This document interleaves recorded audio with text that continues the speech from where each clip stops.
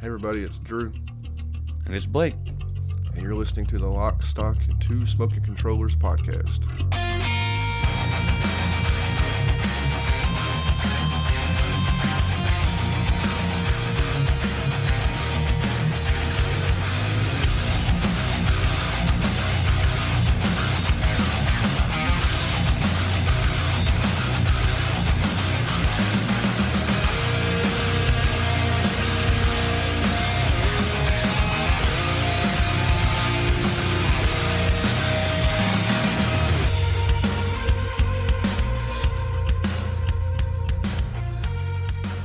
Hey everybody, welcome to episode 52. Before we get to our games, I'll go through our social media preamble. And we have one cool, extra new, exciting thing I want to talk about first, is we now have a store. Links will be in the show notes and everything. So far, the only thing we have on sale is shirts, but Drew's working on getting a few other things, in the store. But right now it's just shirts. We have one. It's pretty comfortable. It's pretty cool. You probably saw me modeling it on our Facebook. Mm-hmm. Now we have a Patreon. We have a few members in there. We want to thank those guys for supporting us. Continued support. Mm-hmm. And then the primary social medias we use are Twitter, Facebook, Instagram. I primarily run the Instagram, and Drew does the Twitter and the Facebook. We also have a Discord, and we tend to Twitch most weekends, and sometimes we do individual games, but it's hard for us to do that at the same time. So sometimes one of us will do it, one won't. But weekends we definitely tend to Twitch our co-op stuff. Mm-hmm. Which is currently Far Cry New Dawn. We've Twitched our entire playthrough of Far Cry New Dawn, and so we've had a couple of folks come in and watch and hang out and talk about that particular game and stuff like that. It's been pretty fun. It's actually a pretty cool game that might talk about on the podcast. We didn't talk about Far Cry 5 on the podcast. We could do a whole episode of both or something. A whole episode of Far Cry, maybe. Yeah, it's interesting games. Now, we will be adding to this today. Drew also runs a Spotify playlist. You can find the podcast on Spotify as well. But he runs a playlist that he adds a song by the bands that we talk about each time we talk about a band. And later on this episode, we'll be adding a new song to that. We also, our email, of course, number 2, smokecontrollers at gmail.com. We, questions, comments, suggestions for video games us to play, movies us to watch, or even music for us to listen to and recommend. Or even product suggestions for Drew, like if you want to wear us on socks or a beanie. Maybe we can, something that you guys might want more of than we can think of at the moment. I'm horrible at the other self-promotion, but I do recently, it was like a while ago, but I have a short story that I've published, I self-published through Amazon. That will also be linked in the show notes as well. Or you can just find it on Amazon. It's called They Come This Night.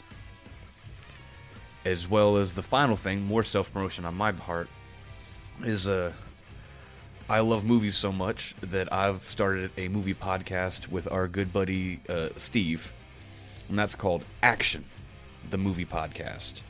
And that is coming out, I think we just dropped episode 4? Yes, last Sunday. Last Sunday was today. Today? Oh, today. Okay, yeah, we dropped episode 4 very recently, to say the least. An hour ago. Yeah, and so we're going to continue to do that, and we're working on the socials on that, but there will be links to that in the show notes as well. The links to that podcast, not that podcast's social media. Oh yeah, sorry. When you find that podcast, you'll find that podcast social media.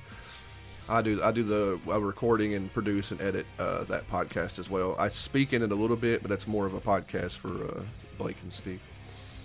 And I think that covers all of the show notes. As far as I know. Yep. We'll keep adding to it, so hope everybody can get involved in this kind of stuff. It's really fun to do all this, and it was exciting to have a shirt show up in the mail. It was pretty cool. I really dug it. I got to model it. Yeah. So now we have, we're doing something again that nobody asked for. We are going to do another achievement-related episode. I say achievement-related. I didn't pick out any particular achievements because it's been a while since I've played any of these games. 2 of these games were played basically entirely for achievements, and the middle one, is a bit of a longer, more involved game. But if it didn't have a low true achievement score, we may have never touched the game. This is back when I was buying anything under $5 that had a really low true achievement score. And a little spoiler, I might be getting back to doing that a little bit because we've been playing a lot of Game Pass games, and we don't want to be the Game Pass podcast. So anyway, we have all these games we played basically 2 of them. We played specifically, like I said, 4 achievements. Sometimes that works out, has an interesting game, and sometimes it doesn't. And I don't remember the response for our last achievement episode because achievements are still kind of niche, even though there's hundreds of thousands of people on the True Achievement website. People don't tend to care about them all that much. I will mention that as a side note, when we were playing our games with Jared to play, our previous guest Jared to play play Xbox. One of the first things he said to me was, "Man, I thought I played a lot of video games, and then I saw your guys' gamer score." So that was pretty funny. But anyway, that said, we do have 3 games, and Blake will start here in a second. And I have picked a band that I've been listening to for a while that's actually got new music coming out. Our first game we'll be talking about is called Colin Thaley's Storm Boy.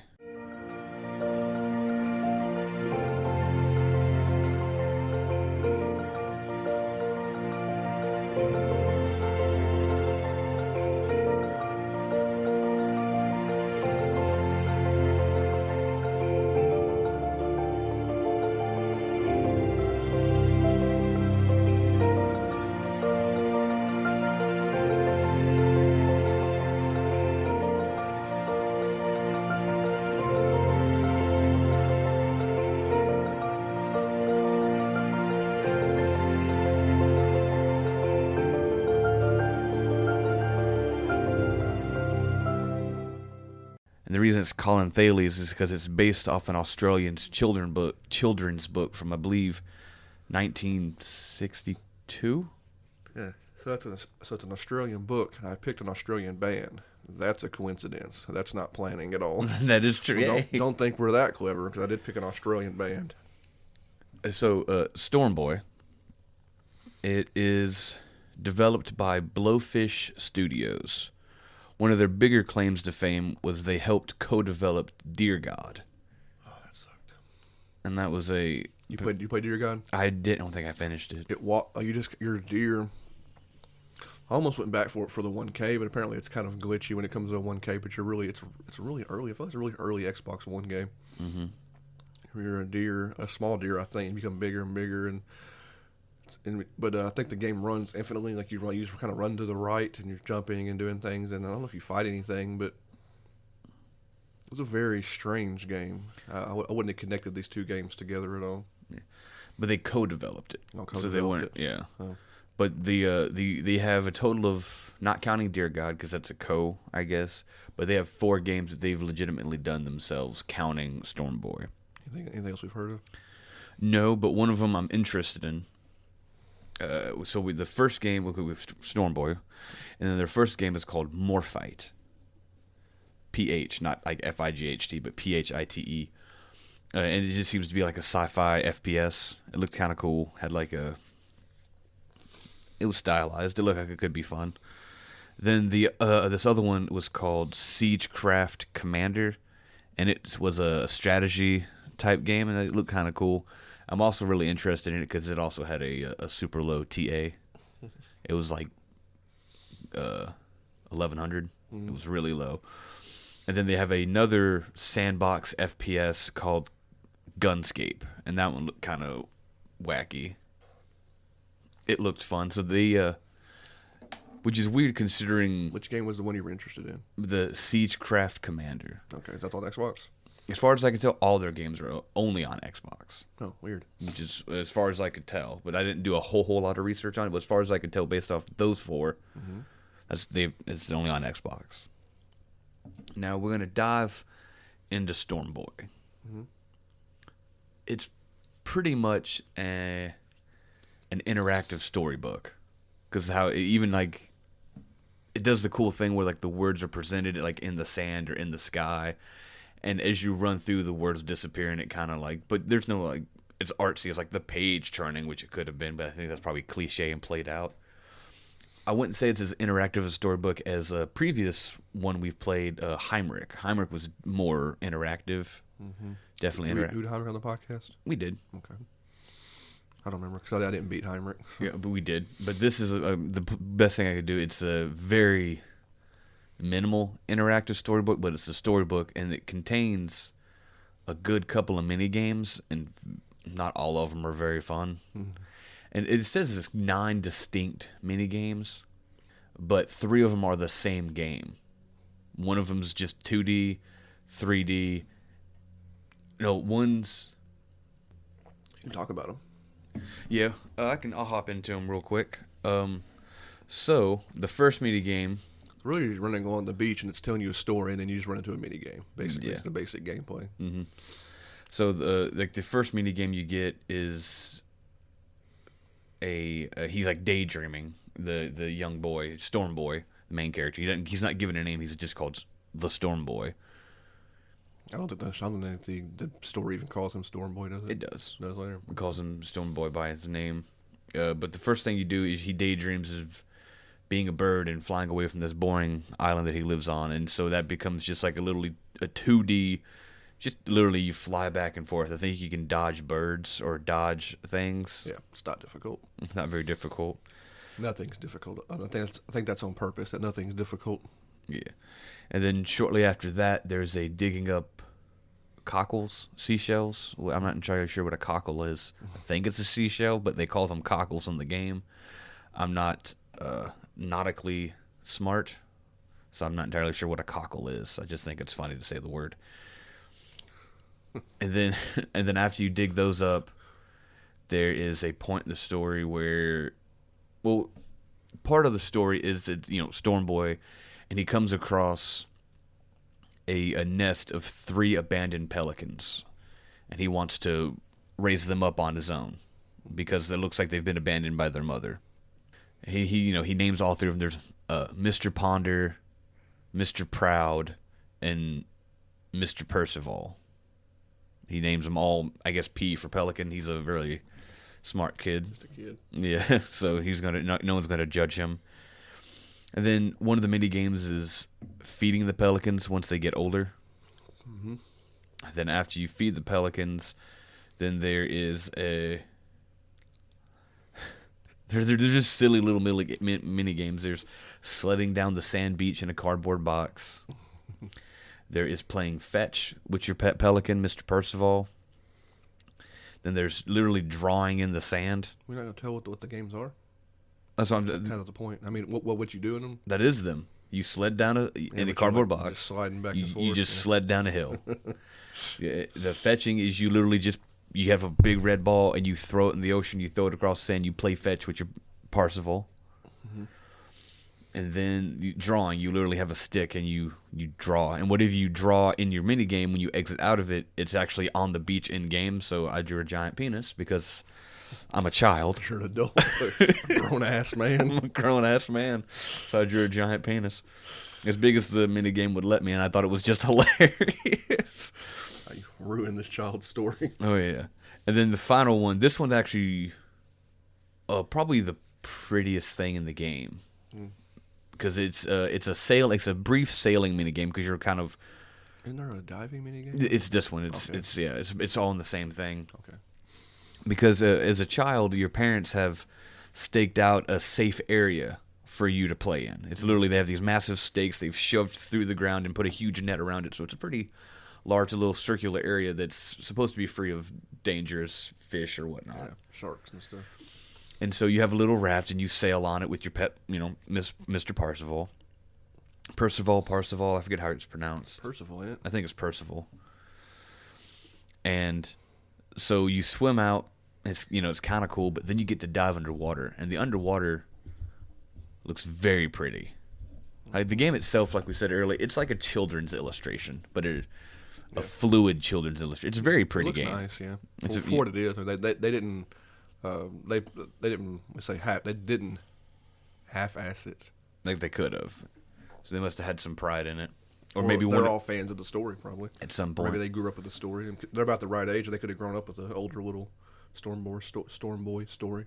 I forgot to ask in the beginning: is that author still alive, or do you not know? I don't know. I didn't Look dip that far into it. Okay. I do know that his the book came out in 1964, 100% 64, Well, he's probably dead. probably. And then there was a film in 1976, and then a second film in 2019. A 2019 movie? Mm-hmm. Huh. Like a cartoon? No, live action. Both were live action. Interesting. No, the 76 version was only 88 minutes. Now, if we planned this better, if we planned our podcast better, you could have covered we could have found this movie. Yeah. You could have talked about the game and then talked about the movie on the end. Probably Which could. probably wouldn't be in the kind of movie you want to talk about, but maybe we actually but the film in 76 is only 88 minutes, and the film in 2019 is 99 minutes. So they somehow added 11 extra minutes to the movie. Yeah. Is this hour-long video game or shorter? It's like right at an hour. So we'll see what happens. Now, one cool side note is in the 2019 version, I think, because there's some other sailors on the boat, but I think the boy's father is played by Jay Courtney. He's a pretty good British actor, but the only I should have looked him up, but the only thing, his most recent thing was he was Captain Boomerang in the Suicide Squad. Oh, really? Yeah, Jay Courtney. Wow. And he's not First British. one? He's Australian. Why do I call him British? He's also in both of them. He reprised his role in the second one. But so, and I enjoy the actor. I've seen him in a bunch of stuff, but my brain is broken and I can't think of anything. But Jay Courtney is a really good actor. And there's a boat captain who plays a prominent role. It's like his father's best friend is played. None of this is in the game. No, you see them. You interact with them. I remember seeing none of these people. Yeah, they're there. I remember all I remember is the Pelican. But they're there. They are there. And the captain is Jeffrey Rush, who is Captain Barbossa in the Pirates of the Caribbean. Oh, okay. And he was also, I think, one of his more recent things was he portrayed Albert Einstein in a National Geographic TV show or a Discovery Channel TV show where he played out the biography of Albert Einstein and all his genius as well as his whoring. Because if you don't know, Albert Einstein got around a lot. Anyway, but so it's back to the game. Yeah. Like I said, the game's not very long. I got the 1K in right at an hour, like an hour 10 probably. I don't remember any of the mini games being particularly difficult. I feel like there was. This has been a while, but I have a faint memory of maybe one sticking me up a little bit, like being a little harder. I just don't remember which one it was. Do you remember anything like that? It may have been because in order to get the achievements, you do have to stick around in some of these video games for a little while longer. One of the more annoying ones is the feeding them, because you have to feed all three of them and without missing a single fish, boom, boom, boom each time. And then there's a second achievement is you have to feed them all, but you have to make all the birds angry. And by doing that, you have to feed the same one a couple of times in a row until they get mad, or you have to go back and forth and make each one of them individually mad at a time. It's kind of obnoxious, but achievement. Yeah, It's like a pointless achievement. Well, it was a pun. Hangry birds. It's not worth it. No, not at all. The game itself, they put a lot of time, effort. They put a lot of heart into it. They obviously love the story. The mini games, one or two of them ain't. The fetch is kind of fun, and the diving is really pretty. It looks really cool. But I think they definitely did it for love of the story. Now, the story itself isn't terrible. I actually really enjoyed the story. Yeah, we'll leave that to you playing it. Yeah, I don't want to, because it's literally under an hour. I do not want to ruin the story for you. Now, as far as music, just kind of whimsical storybook music. Just a lot of, just kind of some light piano and stuff. Yeah, I don't remember. some okay stuff. There's a few parts where the story picks up and they got some cool kind of like cool. I won't say cool, but like some more actiony pieces and faster paced music. But it was good. Voice acting? No, unfortunately. I don't remember. Is there conversations between people in this story, or is it like just the words across the bottom? It's just the top words of the screen, across the top. just telling the story as he interacts with people. Yeah, so it's not voiced. It may have been nice to have a little narrator reading it, maybe. Shoot, they could have. But hey, Jeffrey Rush, you want to read? Yeah. Again, have one person in the office just read. Nicely narrate the story. We'll complain about voice acting forever. Is that it for this game? These games are all short on purpose. Yeah, I don't really have a whole lot extra to add because I don't want to ruin what story there is. Because I did enjoy the story. Yeah. You buy this game on Xbox, of course. I would have purchased it for around the $5. You don't want to pay more than $5. I mean, granted, I don't want to jip a company out of money that worked hard on it, but you don't want to pay more than $5 for an hour and a half total experience of the game, especially a game you won't replay again probably. The only reason you need to replay is there's an achievement for replaying all the mini games once in the main menu after you beat the game. That's it. That's it. So the next game is a little bigger. It's the one I mentioned in the beginning that we actually is more of a full. It's actually a complete whole thing. It's a whole experience. But I still we would have never touched it if it wasn't for a cheap price and a low TA score on the website. So you want to go into the next game? Our second game is called Atom Venture Origins.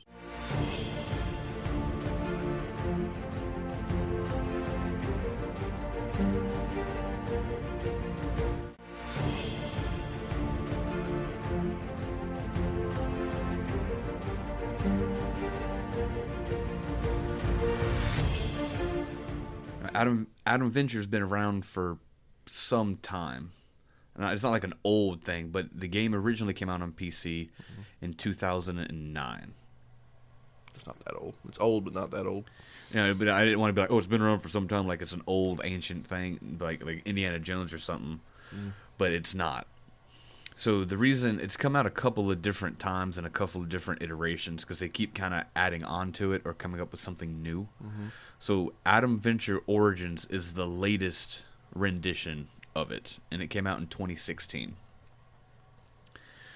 And so what Atom Venture Origins does is there are two games. There is Atom Venture and the Temple of Solomon, or Solomon's Temple, and Atom Venture and the Garden of Eden. What Origins does is it adds a wee bit of a prologue. It puts both games and does some little bridge work in the middle, and you get the whole thing. Makes them work together. Yeah, it makes them work together. And so the game was developed by Vertigo Games. They're a small Dutch company, and they've only put out 4 games thus far. Though it's been a minute since I played this game. It's possible they have more. I didn't spot check my notes because it's been a minute since we played this game. Longer for you than me. Yeah, and I took my notes then, not when you did. But besides Atom Venture Origins, I'll go through the 4 games that I am aware of. They have one called Arizona Sunshine, and it's a FPS zombie shooter. Oh, they developed that? That's on the PSVR. A lot of their stuff is VR. Huh.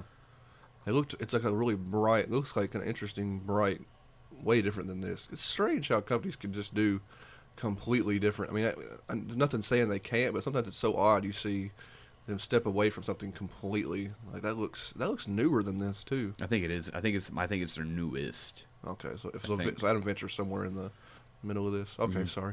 That's cool. Yeah, I know I think we downloaded the demo when we got our PSVR, but I don't know if we ever sat down and played it. It kind of looked like what's that parkour looking crazy game on the Xbox? Sunshine Overdrive? Yeah, it kind of looked bright and crazy like that, but you were shooting zombies and stuff. I don't know.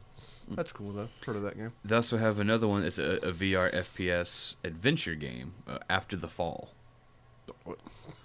Then they have a strategy game called Skyworld.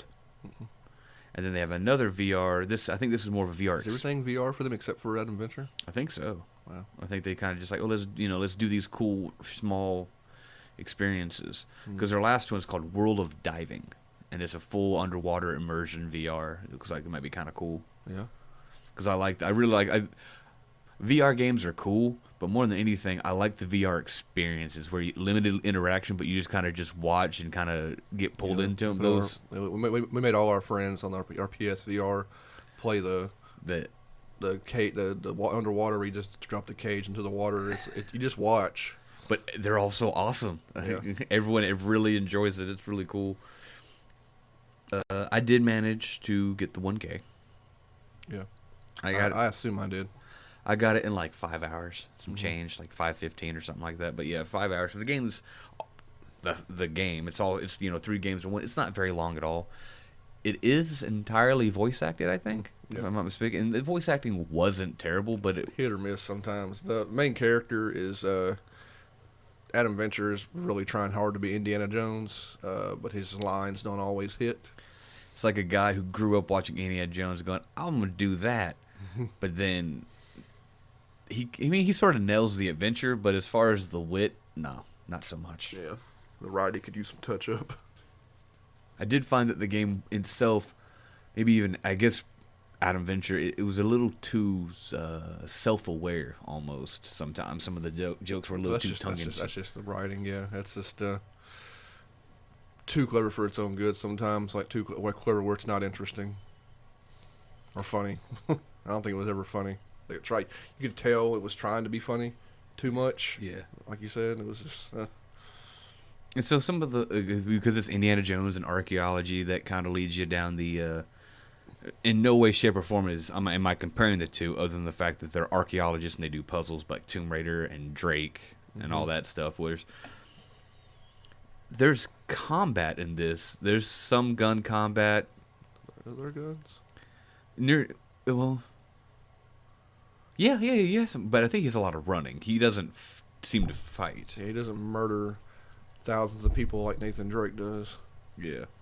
He's more climbing, and the biggest gameplay thing, we need to move around a little bit around it, but the biggest gameplay seems to be the rope. I was going to get into that here in a second. The best part of the game, frankly, it's the coolest part, is he has a grapple hook, little ratchet pulley system tied to his belt, and that can be pretty cool because it's completely free. Like, you throw it and you're like, oh yeah, I'm gonna swing straight across. No, you can swing left, right, in a full circle. I've actually managed to.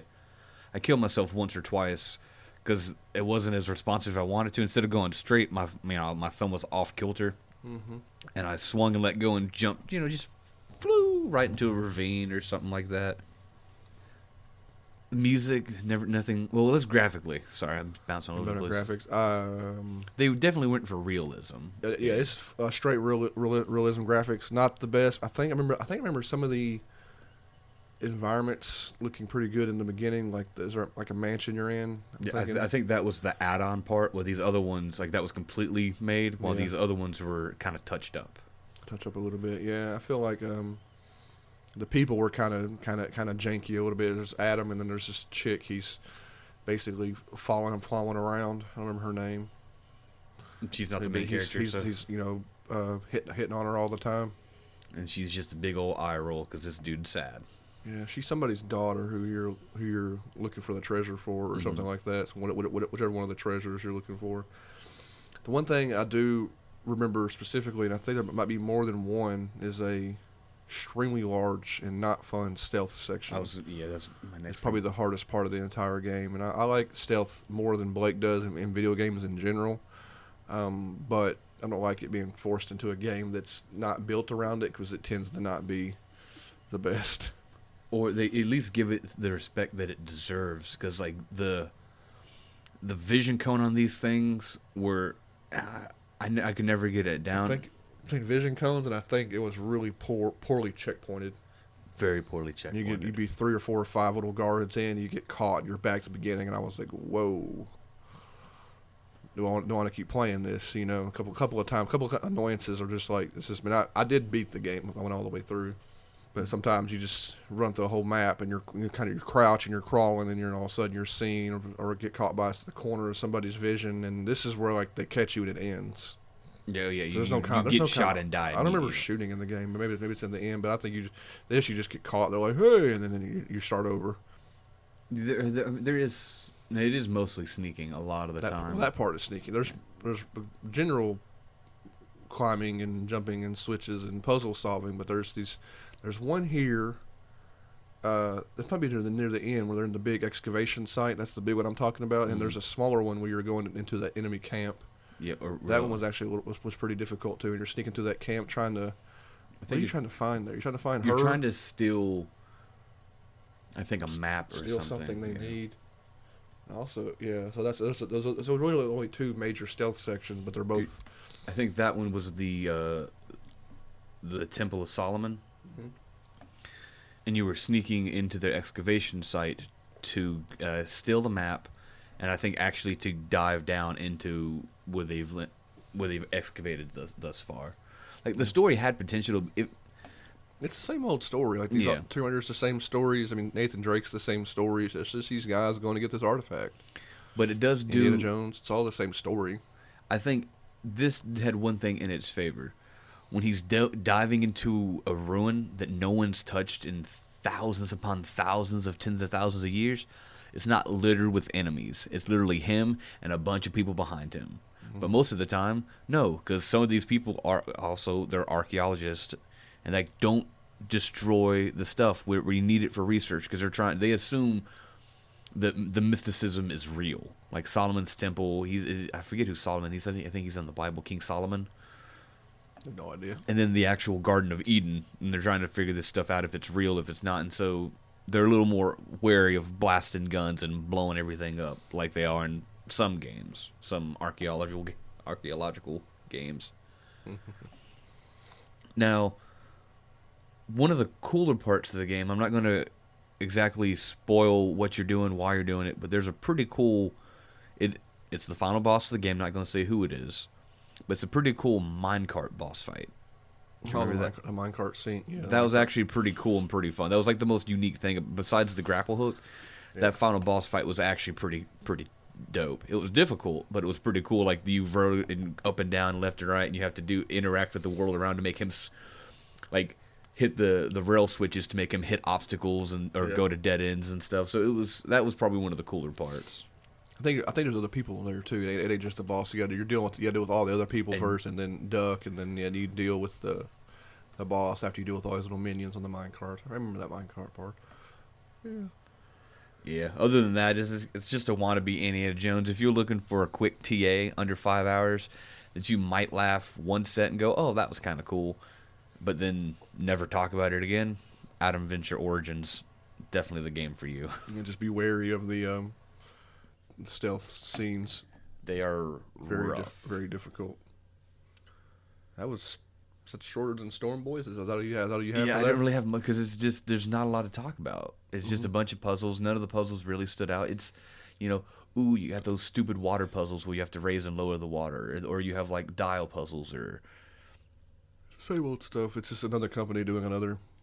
I mean, and you would think that archaeological explorer would be a genre in video games, but none of the puzzles. No, except for we don't really like. I don't like puzzles in video games. Period. I just don't like puzzles, and I'm not. I don't think you like puzzles, and I'm not alone. We listen to this other great podcast called "How Did This Get Played," and it's one of our probably my favorite podcasts. Let's be honest, where they all play video games, play weird video games, and the girl on there, Heather, absolutely despises puzzles in all shapes and sizes in video games. And I'm like, finally, somebody that. I don't know if puzzles are renowned in video games. Like, so many games just put puzzles in their games. I'm just like, is this what people want to do in video games? No. So I don't know. It's to be expected in this particular genre. Yeah. With the Tomb Raiders and the Uncharted's and stuff like that. And I don't think Adam Venture will be reaching the. I don't think people are talking about, man, when I love adventure games, I love Uncharted, Tomb Raider, and Adam Venture. I don't think he's up there in when people name games. I don't think he'll be mentioned. No, ever. He'll be mentioned on this podcast because we do the weird one. We won't talk about Tomb Raider or Uncharted on this podcast. We'll talk about Adam Venture. So that tells you the kind of podcast this is. We're sad and lonely. No. I mean, that's all I got too. I played this most recently than Blake, but I mean, it was just whatever. I don't even remember why I turned it on. Besides the fact that Blake had played it, and we've kind of we played games in different directions. Sometimes we try to round it back up. And he'll play the games I played, and I'll play the games he played, just to get a bunch of games piled up for the podcast. So that's what happened with that adventure, and now it's on the podcast. As little as it was. Yeah, it would. Go play it. You know, I wouldn't spend more than $5 on it. Yeah, $5. We should call these the cheap episodes. We should call these the $5 or less episodes. Yeah, true. Very true. I don't remember any specific achievements in that game. I think you just get a lot just for playing. I don't remember Do you remember anything in particular in that game besides that? You said one earlier? Was that the last game? That was the last game. That was the last one. This one is just go through, do the puzzles, beat the game. Straightforward. Yeah. It's good to have a straightforward TA sometimes. There's extremely few games that give you all your achievements just for playing the game straight through without having to do any other side nonsense. People love putting side nonsense or just achievements that ain't tied to exactly what you're doing, which helps in some games. There's some like open world games, stuff like that. I think they do it on purpose. They'll put achievements in strange places. I think it's just to send you to different parts of a map because they built an entire map, so they want you to see I love this different sides of the map. But anyway, I think that's it for Ad Adventure. Like Blake said, $5 or less. I see it on a couple of sales every now and then. I think it ain't just on the Xbox. I think I've seen it on PlayStation as well. And we don't care about Switch, so yeah, by humbug. Anyway, moving on to the third and final and by a long shot, the least interactive game of the three we have for this. And the shortest. Is it shorter than Storm Boy? Oh, yeah. It's very short. Yeah. So, our third game is called Can Androids Pray? Blessed are the poor in spirit, for theirs is the kingdom of heaven.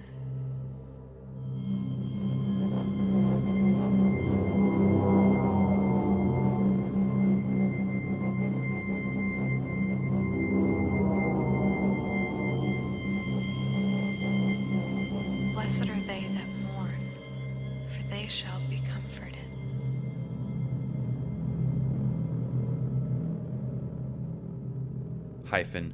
Blue variation. Mm-hmm. There's a red variation, and all that, far as I can tell, all it really seems to do is just a kind of a color palette for the entire game, like the menus as well as in game. I don't think there's You buy it. So I just happened to buy blue variation. Well, I think blue variation's on Xbox, red variation's on PlayStation. That's really all it seems to be. Wow, that is weird. Yeah, it's the only differences I could tell were like overall hue change from blue, blues, purples to like reds and oranges. Blessed are the merciful. Well, I guess it kind of means like, because the whole point of the game, the blue version kind of makes it take place at nighttime, while the red version makes it take place in dawn and daytime. That's really just kind of changes the atmosphere a little bit. But other than that, it really doesn't affect anything. So, Can Androids Pray is developed by A Priori Digital, and that's APRIORI Digital. And thus far, they've made 3 games. Where are they from? Well, actually, it's one person. Oh, really? Yeah, her name's Natalie Clayton. Well, she developed the game, and then she got someone to do music. Music, yeah, that's a common with single.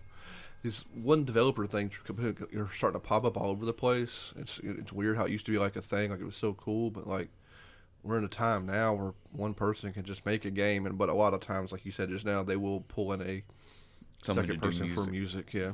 Well, because it's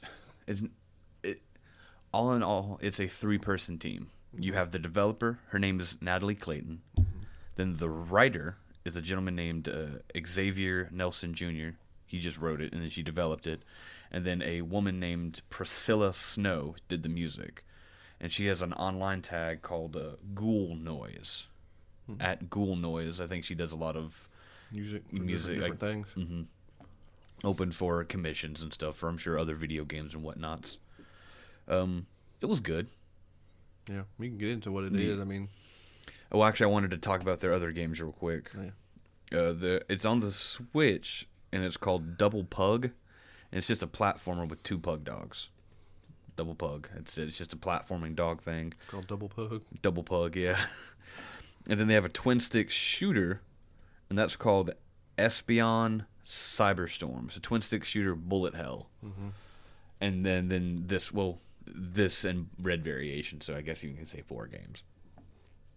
And so it's the whole game. It's about a half hour. Yeah, frankly. So basically, this is a visual novel. Yes, but it's one I enjoyed. Because what happened? The point of the story, and I'll get into a few minor details, but the point of the story is you're 2 warring people in mechs on opposite sides of a war, and it comes to a big. I'm not even sure if it's a final confrontation, but it's a big fight, and the 2 of you end up mortally breaking each other's machines. You don't see the fight. The game just picks up with the 2 mechs crash beside each other. Yeah, smoke coming out of it, and kind of sparks and bits of parts of them around the area smoking. How would you? You talked about the variant. How do you explain the visuals of this game? It is polygonal. Kinda, yeah. I would say very it's obviously a mech, but it's like just sharp edges and stuff. Just sharp angles and edges. It's nothing really smooth. Yeah. These are just, you can tell that it's a mech, but we played the blue variation, so it's kind of dark outside, but you can see the mech, the outline more than anything. It's very plain and simple. Yeah. And because you're both about to die, your mechs are wounded, y'all have been completely abandoned by both sides. Everyone just fled. So your oxygen's running out, you have no support coming, and it seems to be you're in a desert, and you have no way of surviving. And so, I guess, in the sense of nobody wants to die alone, your enemy opens a comm channel to you just to talk. Mm-hmm.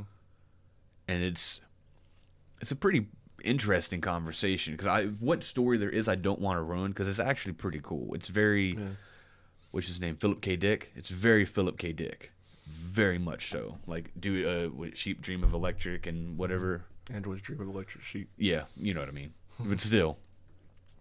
And so it's very cool, because they're just... It says it's can androids pray, but it's 2 people talking, or is there more to the story than that?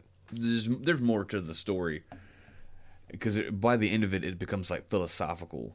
Mm-hmm. It's like, were we ever alive if we were, we followed orders and come here to die? Are we human? Because all we do is because we're in warring nations, we can't do, if we disobey orders, are we allowed to disobey orders? Because it's a pretty cool little, like, it's a philosophical thing. It's the person talking to you, and you make dialogue choices. And we had a short little TA guide that just told you those are certain points where you had to make certain choices, certain dialogue choices to pop achievements and stuff throughout. But it also leads to there's 2 endings. I think you get achievement for seeing both endings. That's really what you did. So you could just play it flat out, and you would just experience your own experience would just be choosing the responses you wanted to respond to the other person talking to you. I wish, now we'll say right here's a good place to say it. It's not voice acted. I think it would have been a little bit better. Oh God, it would have been a little bit better voice acted, of course. Yeah, your 2 pilots. I didn't say their names earlier, but it's Beatrice and Court. Well, she goes by Court. Her full name was Courtney. Because I think which one are you playing as? I believe you play as Courtney. And they, I'm private this and I'm private. They introduce themselves, and the only thing I didn't really enjoy, and it happens a lot, where, because people, how do I explain this without coming off like a prude? People cuss all the time. People, use swear words and stuff, but sometimes it's like a wind up in like a movie, even a video game or some TV shows, where the punchline is going to be the bad word, and that's annoying. Yeah, it's obnoxious. It's lazy writing. If your punchline to what you're saying is a cuss word, then you're not almost a good writer. You can almost feel like there's like a sucking in of air in the conversation, just to go, bam, cuss word. And I felt, because there's cussing in this, and I just, the string of obscenities that would come out sometimes, I'm just like, I get it. I mean, I get that, you're angry and all this stuff, but I don't want sad people. They need to be angry, but it's just one of those things where the amount of cussing didn't feel genuine. But also, who's ever going to be in that situation to figure out if that's how you would genuinely react? Also, there's millions of people, and any individual person's going to react differently to that situation. Yeah. This particular character just cussed a lot. And it was just, that was my only, like, other than that, I fully enjoyed the story.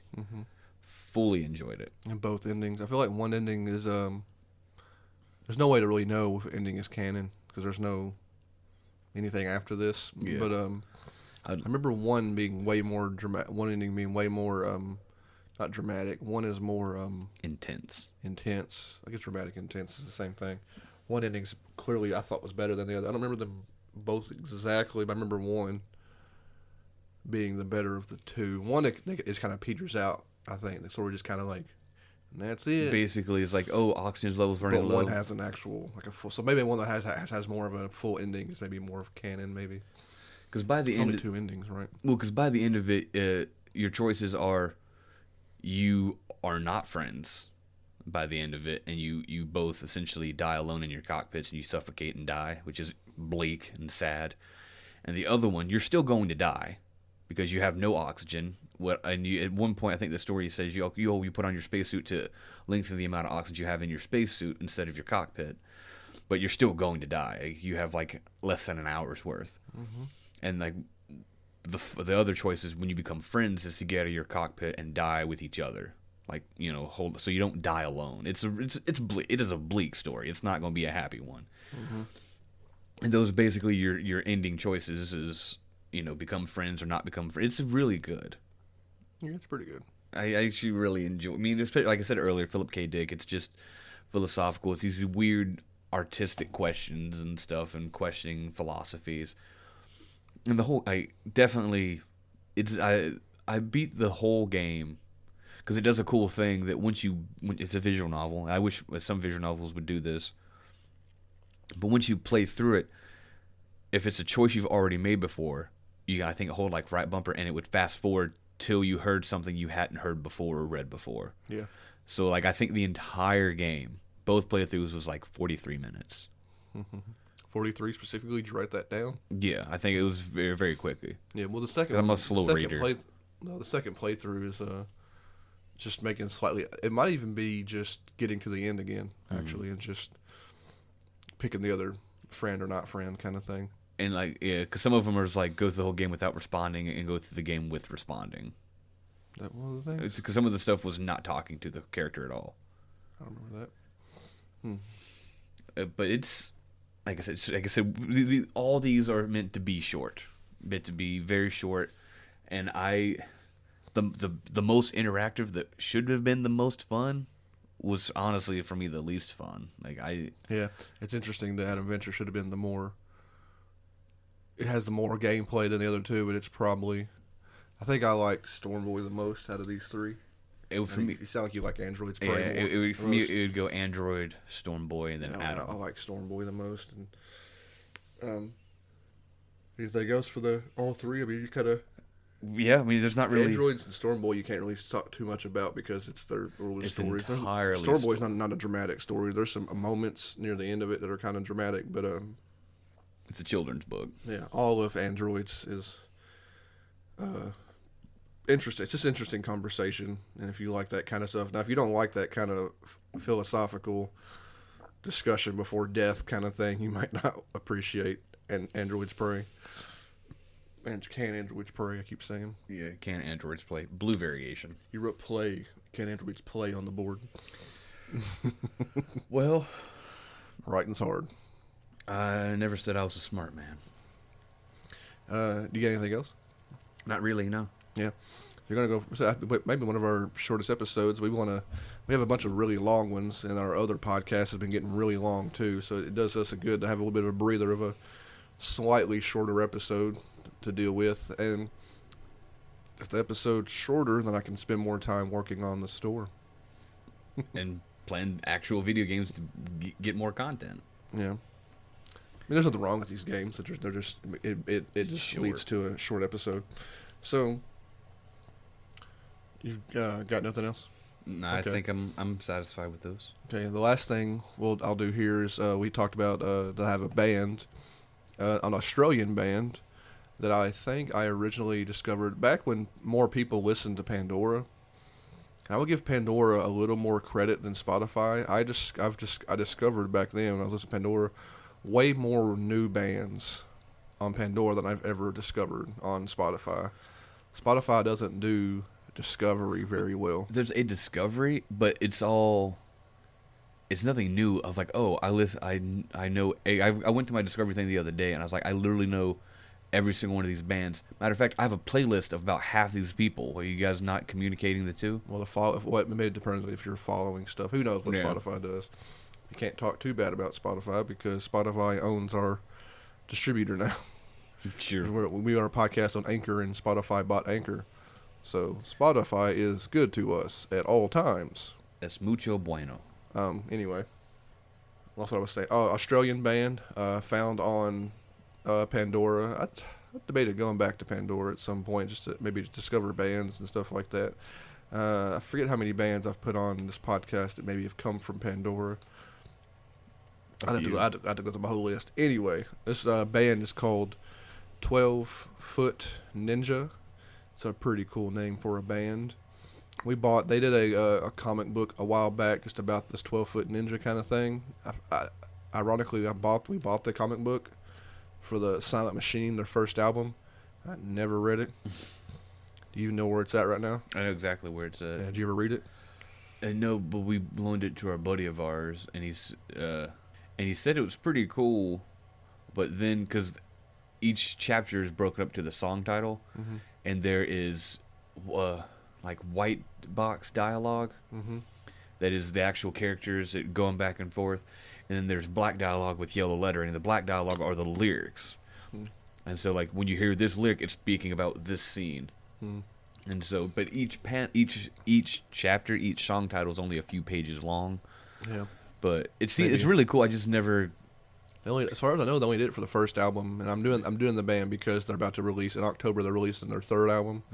I don't remember if they ever put out any comic book or anything for the second album. Well, it's one of those things where I don't want to damage it because the likelihood of getting it. So I'm like afraid to read it, so I don't want to damage it. It was a limited release for sure. We have seen this band one time. I wasn't terribly impressed with them live, to be honest.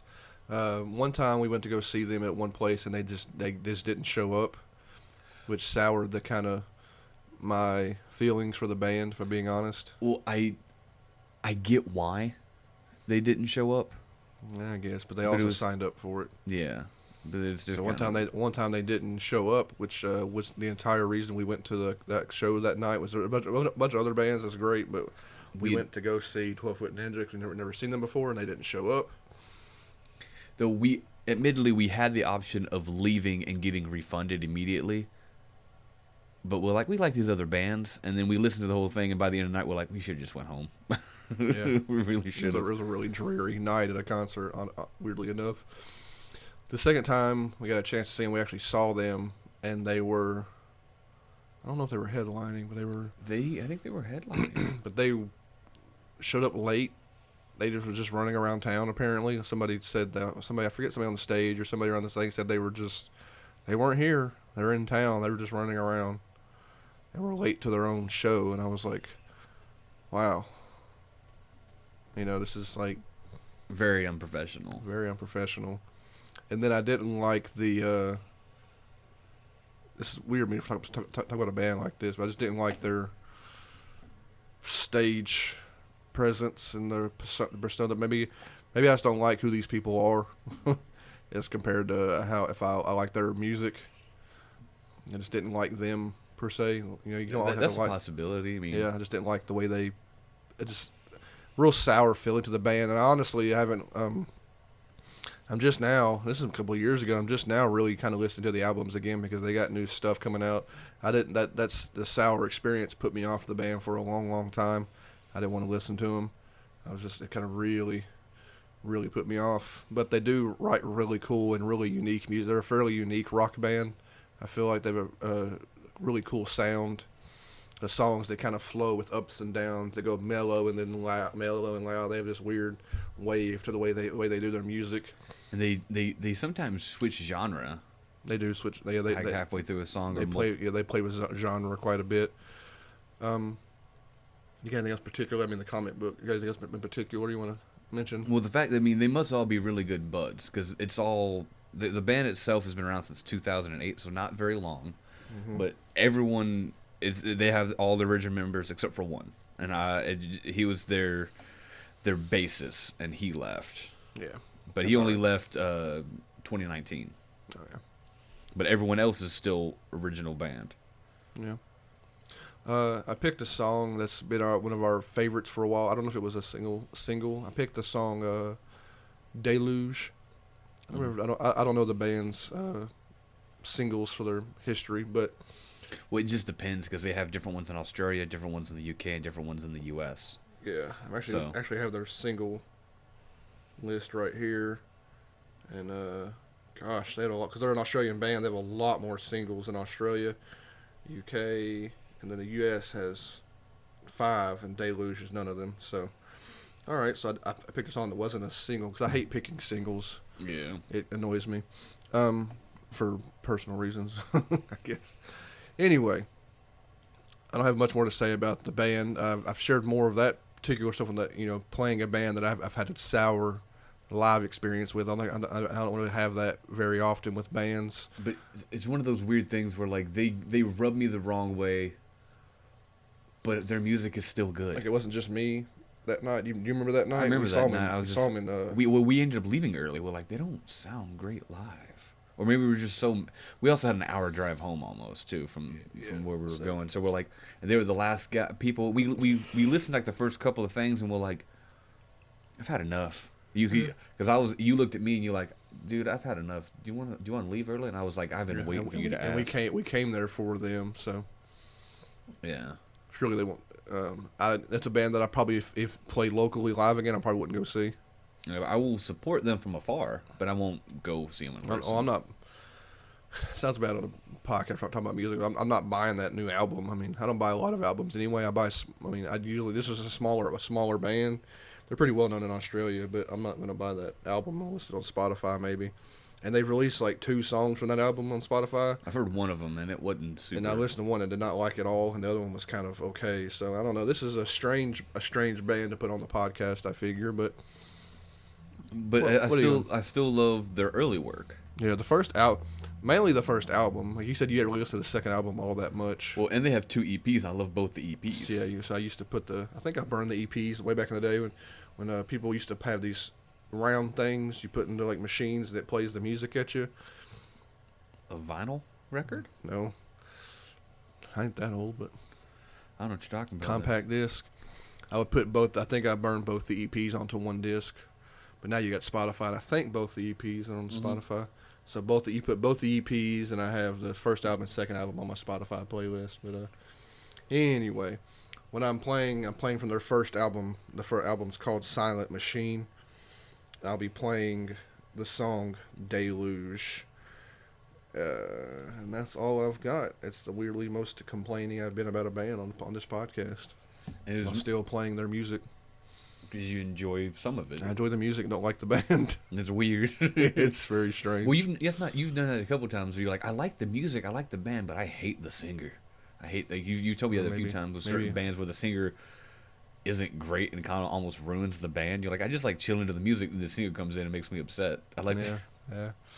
Anyway, that's all I got. We're going to have probably our shortest episode ever. You done?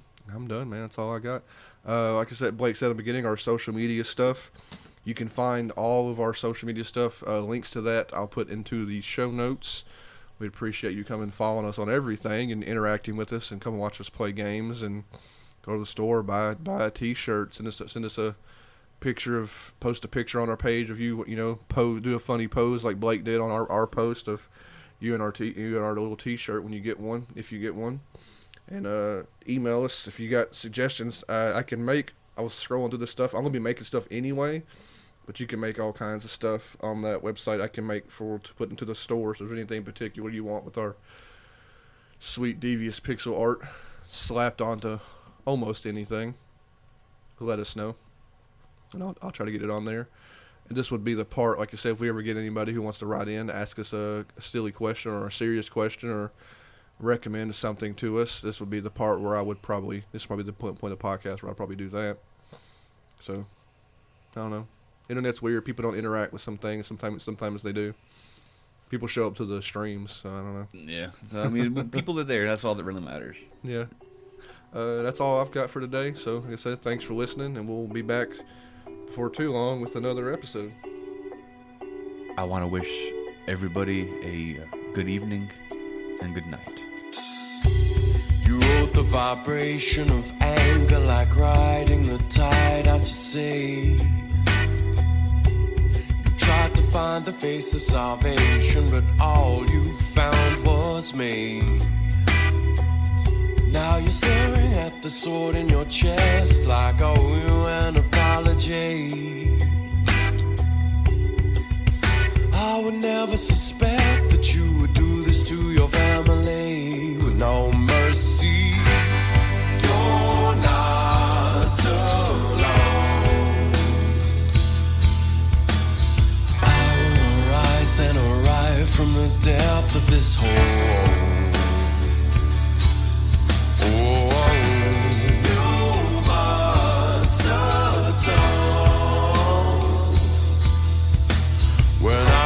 With the force at the depth of my soul, I will be whole. You got the will to go. I thought you liars alone said it all ends now. I've been in you where it hurts, and this is all you deserve, and it all ends now. Oh, how the tables have turned. Oh, how your temples will burn.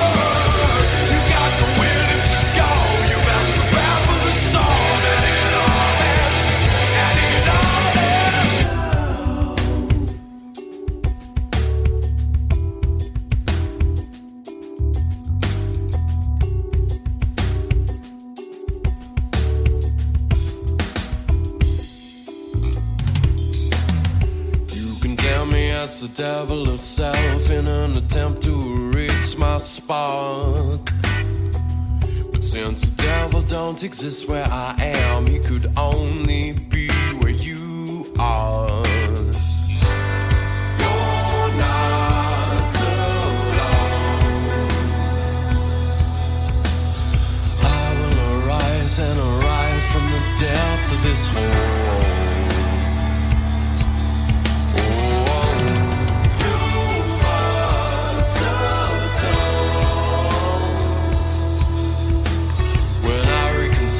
With the force of the depth of my soul, I will be whole. You got the will to go. I'm on through liars alone, said it all ends now. I've been in you where it hurts, and this is all you deserve, and it all ends now. Oh, how the tables have turned. Oh, how your temples will burn.